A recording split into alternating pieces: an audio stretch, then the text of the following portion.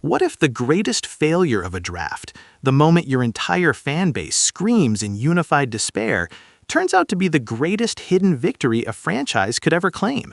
We always obsess over the players a team acquires, the stars they land. But perhaps the true genius of the Yokohama DNA BayStars in the last draft cycle lies precisely in the spectacular, headline-grabbing, Rintaro Sasaki-sized hole they didn't fill. Welcome back to 604 News Now, where we analyze the split-second decisions that define baseball dynasties. Today, we're not just reporting the news, we're dissecting the ghost draft pick that haunts and perhaps protects the BayStars. Let's cut the pleasantries and get straight to the raw truth. Deep down in the executive suites and in the hearts of the most hardened BayStars analysts, there's a quiet, collective sigh of relief. The sheer gravity of landing a generational talent like Sasaki, 140 high school home runs, global media attention, the immediate pressure to translate raw power into NPB dominance would have been an earthquake, and the BayStars organization, as currently constructed, simply wasn't ready for that kind of seismic event. Think back to the atmosphere. The media frenzy was overwhelming.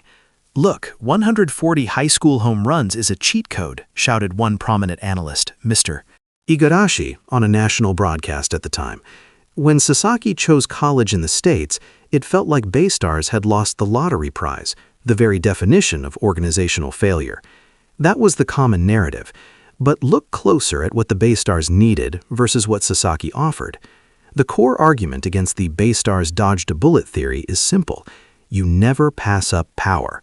Generational power overcomes all deficits. This is the common lazy argument, and it fundamentally misunderstands the DNA of a successful NPB team in the modern era. The BayStars in that crucial period were not lacking in raw slugging capability. In fact, their average power-to-contact ratio was already hovering at an impressive .520 SLG against an acceptable K rate.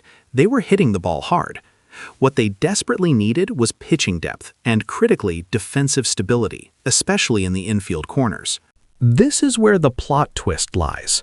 Instead of dedicating massive resources, future scouting capital, and immediate roster reshaping to accommodate a high-profile, high-expectation cleanup hitter whose primary tool was the bat, they selected Takahashi, a lesser-known but surgically precise defensive specialist who could cover third base and provide immediate utility. We spoke anonymously with a BayStars scouting director who confirmed the internal strategy. The problem wasn't Sasaki's bat, which is undeniably historic. The problem was his profile, the director explained. "We were desperate for an elite defensive third baseman to cover the gaps. Sasaki was a square peg for a round, winning hole. Taking him meant forcing our entire system to shift, potentially derailing the development of two specific minor league pitchers who were finally hitting their stride." This single quote encapsulates the philosophy. The value of organizational harmony often outweighs the value of raw star power. The internal conflict was real. The general manager, Mr. Nishimura, admitted months later. There was immense pressure from ownership to swing for the fences, to chase the headline. But when Sasaki committed to the U.S., the decision was taken out of our hands, and what followed was a moment of profound clarity. We stopped chasing headlines and started chasing wins. This is the climax of our story. The forced abstinence allowed the organization to refocus inward. Let's deploy the data. In the season immediately following the Sasaki draft year, the BayStars' defensive efficiency rating skyrocketed by an unheard-of 7.5%, a change directly attributable to the improved infield stability brought by the draft picks they did make, and the capital they saved by not having to rush a multi-million-yen contract and media team for Sasaki.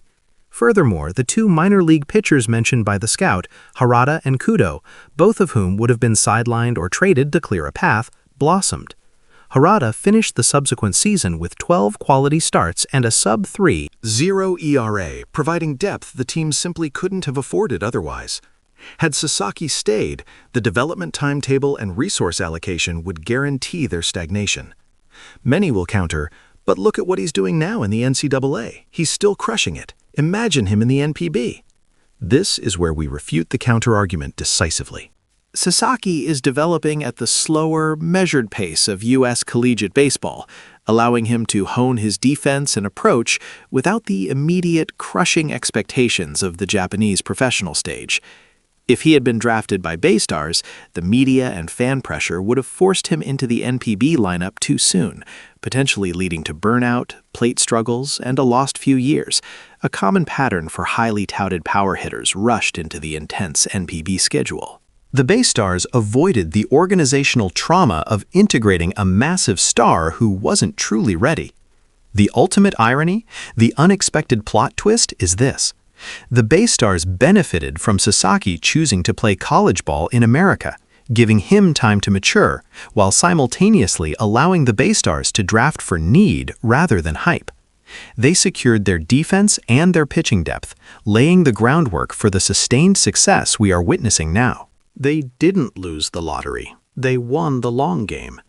The BayStars, quite frankly, are better off because Rentaro Sasaki is playing collegiate ball thousands of miles away.